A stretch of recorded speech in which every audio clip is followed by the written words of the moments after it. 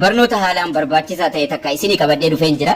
Haala salphaa ta'een akkamitti akka Facebook peejii itti banatan. Haala salphaa ta'een daqiiqaa xiqqoo keessatti Facebook peejii sirrii ta'e bannee waliin ilaalla. Facebook peejii banachuudhaaf egaa jalqaba Facebookii qabaachuu qabdu. Salphaadhumatti aappii Facebookii fayyadamtanii sarara sadan kana irra tuquudhaan gara fuula duraa adeemna. Yeroo nuti gara fuula duraa adeemnu haala kanaan nu baasa. Peeji ka jedhu kun ni jira. Peejii kanarra yeroo tokko tuqachuun ammallee gara fuula duraa deemna. Yeroo nuti gara fuula duraa deemnu haala kanaan nu baasa. Gubbaa irratti create ka jedhu ida'uudhaan nuuf jira. Peejii erga tuqannee booda create kanarra tuqannee ammas gara fuula duraa adeemna jechuudha. Create your page waan jedhuun haala kanaan nu baasa. Get started jala isaa jira. Get started ka jedhu kana tuqnee ammas gara fuula duraa deemna. Steppiin isaa baay'ee salphaadha. Peejii of danda'a banachuuf. Inni jalqaba what is the name of your page? Maqaan peejii keetii maali nuun jedha. Maqaa peejii keenyaa itti barreeffanna. Maqaa peejii keenyaa peejii banachuuf deemnu sana maqaan isaa maal akka ta'e maqaa itti kenninaa jechuudha. Maqaadhuma kiyya haa godhu. Sanaan booda erga maqaa barreessee booda neextiin jala isaa jira. Neextiitu kun gara fuula duraa adeema. Create gochuu eegallee jechuudha. Asirratti kaataagoriin peejii keetii maali nuun jedha yookaan immoo peejiin kee dhimma maaliiti nuun jedha. As jala ka sadannuu kenname keessa ka barbaanne filachuu dandeenya. Yoo barbaanne yoo dhimma ispoortii irratti hojjechuu barbaanne sports person waan adda addaa nuuf fida achi jalaa filannee ka barbaanne irra tuqanna waa tokko rakkina hin qabu. Yoo dhimma barnootaa barbaanne education waan jedhu barreessuudhaan educationii jalatti waan adda addaa nu kenna waan barbaanne achi keessa filanna rakkina tokkitti hin qabu jechuudha. Fakkeenyaaf education jedhee barreessee kanuma jalqabaa haa filadhu. Music and brand, health and beauty ka jala jiru kanas yoon fedhe itti dabaluun hin danda'a jechuudha.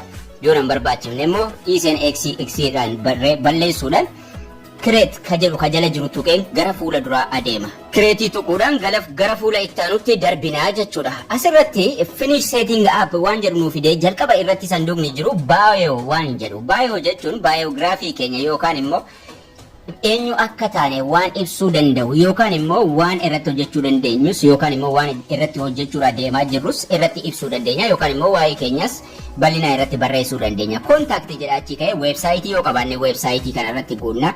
Yoo iimeelii irratti guutuu barbaanne sanduuqa kanatti guunna. Yoo lakkoofsa bilbilaa irratti guutuu barbaanne asitti guunna. Nun barbaachisu taanaan dhiibnee irra dabarfanna. Location ka jedhu kana jalatti yoo barbaanne adireesii irratti biyya keenya itti guuttanna magaalaa keenya achuma postal code. Adireesii irra tuquudhaan lokeeshinii kana jalatti yoo barbaadan biyya keessan maaliif akka peejiin keessan gara biyya keessaniitti beeksifamuuf. Siitii irra tuquudhaan maqaa magaalaa keessanii yookaan magaalaa irraa dhuftan yookaan immoo magaalaa jiraattaa jirtan itti katabattu. Postal koodiin isin barbaachisa taana yoo feetan kuma takka irratti barreessitu fakkeenyaaf Finfinnee yoo taatan.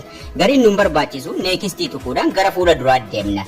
Kunis dirqamaa miti magaalaas guutuun jechuudha. Neextii tuqnee gara fuula itti aanutti yeroo dabarfannu profaayilii kee irra galchinuun jedha. Kaameraa ishee xiqqoo kana tuquudhaan peejii keenya profaayilii irra kaayyannaa jechuudha. Profaayilii qabaachuu qaba. Sanaan booda baanarii jira. Ammallee kaameraa isii kan tuquudhaan peejii keenya kavarii irra kaayyannaa jechuudha. Kaameraa isiin xiqqoon kun as jirti. Isiirra tuqne kavarii irra kaayyanna. Kana jechuun baakgiraawundii profaayilii duuba mul'atu jechuudha.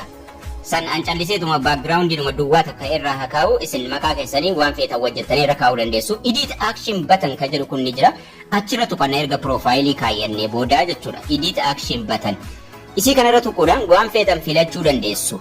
Haala kanaan jalqaba irratti isinii fida. Try it ka jedhu jala isaa jira. Erga haala kanaa isinii badee booda try it ka jettu kana tuquudhaan ammallee gara fuula duraa deemna. Yeroo nuti gara fuula duraa deemnu haala kanaa wantoota adda addaa nu fida. Karaa foolowarsiin keenya ittiin nu qunnamuu danda'an waan feene kaayyachuu dandeenya.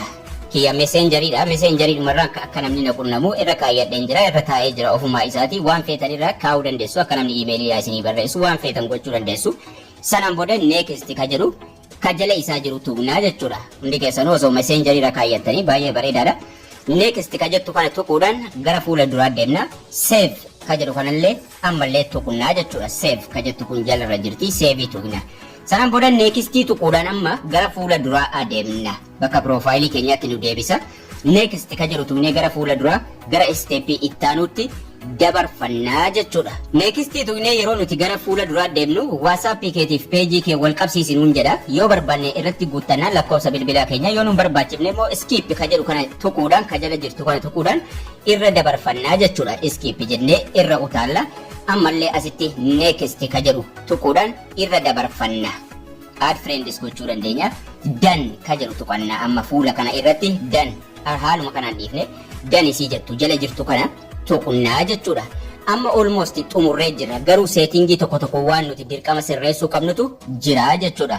Switching profile Facebook keenyarraa gara peejiitti nu jijjiiree nutti agarsiisa. Amma fuula kana yoo naala kanaan fide gubbaadhuma gada tooftu maaliif start hour nu barbaachisu waan ta'eef irraa gadi haxaa'uudhaan irraa balleessitu jechuudha. Amma haala kanaan peejiin keenya banamee dhumee jira garuu sararri sun nuuf guutuu qaba. Sararri good jedhu kana jechuun haala bareedduun baname waan jedhu jechuudha. Sararri page health wanni jedhu kun sarara kana aga danda'ame sarara sana itti guunna waan nurraa barbaadamu itti guutuudhaan manage ka jedhu kana tuquudhaan gara fuula duraa deemnee waan nurraa barbaadamu edit gochuun itti guunnaa jechuudha. Get started nun jedha kanallee gaduma deebifna fuula kanaa jechuudha. Get started tuquu dhiifne 7:13 nun jedhee jira. Continue kana tuquudhaan gara fuula duraa deemna. 13 ta'uu qaba wanni guutamu waan ta'eef jechuudha. Haa ta'u malee waan nu barbaachifne keessaa dhiisuu dandeenya. Fakkeenyaaf website itti guutuu sa'aatii biizinesaa waan adda addaa itti guutuu jedha. San dhiisuu dandeenya yoo barbaanne waan akka website itti guutuu lakkoofsa bilbilaa tuqaa sadan kana tuqne kan nu barbaachifne keessaa dhiifna. Skip step ka jettu kun jirti. Isirra tuquudhaan fakkeenyaaf website yoo nu barbaachifne sanduuqa kanatti raayitii goona. Business hour kanas select itti goona. Sanaan booda skip goona jechuudha waan nu barbaachifne erga raayitii itti goone booda skip goona kana jechuun lama waan nu barbaachifne keessaa hirrifannee jechuudha. Lakkoofsa bilbilaa yoo barbaadan itti guuttu websaayitis yeroo barbaadan itti deebitanii guutuu dandeessu. Asiis waan nu barbaachifne tuqaa sadan gubbaa jiru tuquudhaan waan nu barbaachifne tuqaa sadan sana tuqnee skip step goona as keessaallee. Waa'ee peejii keenya barreessuu invite friend waan akkasii kana waan nu barbaachifne tuqaa sadan kana tuquudhaan skip step ka jettu kana tuqna sanduuqa fuula dura isaatti jirutti raayitii gochuudhaan kan keessaa nu barbaachifne raayitii itti goone skip step goonaa jechuudha. Jalqaban lama keessaa hirrifanne ammallee lama yoo keessaa hirrise afur hirrifne jechuudha. Skip step godhe amma yeroo duubatti deebinee ilaallu ka duraan 13:7 ture. Amma irraa nu hirrate jechuudha. Manage kana tuqnee yeroo nuti gara fuula duraa deemnu 11:13. Kana jechuun 11 sirraa'eera 13 keessaa jechuudha. Lama qofa tafa lakkoofsa bilbilaa qofa itti guutuu tafa jechuudha. Yoo dhiifnes rakkina takka hin qabu. Kanaas X kana tuquudhaan remove irraa goona amma peejiin keenya 100% banamee xumuramee jira jechuudha. Sanaan booda copy linkii gochuudhaan tuqaa sadan tuqnee invite namatti goona share gochuu eegalla akkasuma wantoota adda addaa irratti post gochuu eegalla jechuudha. Tuqaa sadan kana tuqnee invite friends ka jedhu kun ni jira. Invite friend tuquudhaan namoota Facebook irratti saahiba nuun ta'aniin invite itti goonaa jechuudha. Akka jarri peejii keenya like nuuf godhanuuf. Kana jechuun peejiin keenya haala kanaan nama biratti mul'ata jechuudha. Yeroo jarri searchii godhanus follow like wal faana nuuf lakkaa deemaa jechuudha. Yeroodhuma Facebook keenyatti login goonu peejiin keenya Facebookiin keenya wal qabateetuma wal duuka nuuf adeema. Maaliif Facebookiin keenya irratti bananne waan ta'eef jechuudha. Sarara sadan kana yeroo tuqne Facebookiin keenya jalqabarra jira. Yoo barbaanne maqaadhuma gubbaa jirurra irraa jijjiirra. Facebook irra jirra amma gubbaadhumarra tuquudhaan maqaan keenya gubbaarra nuuf jira. Xiyya fuula dura isaatii qaba. Yeroo nuti asirra tuqne Facebookiin keenya peejiin keenya walitti nu baha jechuudha. Akka barbaanne irra kaa'uudhaan switch goonaa jechuudha. Peejii fi Facebookii wal jijjiira asuma irratti itti fayyadamna yookaan immoo sarara sadan tuquudhaan asuma jala peejii irra seennee argachuu dandeenya. Asittis peejii irra tuquudhaan gara peejiittis gara Facebookittis switch godha salphaatti itti fayyadamna jechuudha.